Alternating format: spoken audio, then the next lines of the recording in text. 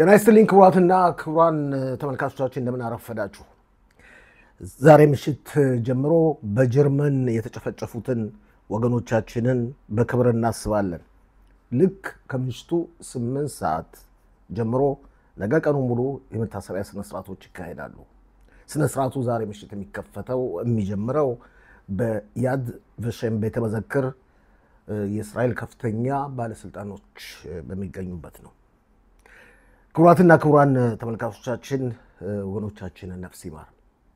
እስራኤል በአዛና በሊባኖስ የምትወስደውን እርምጃ እንደቀጠለች ነው። ይህ በዚህ እንዳለ ትላንት ምሽት የመከላከያና የውጭ ጉዳይ የሚኒስትሮች ኮሚቴ ልዩ ስብሰባ አድርጎ ነበር።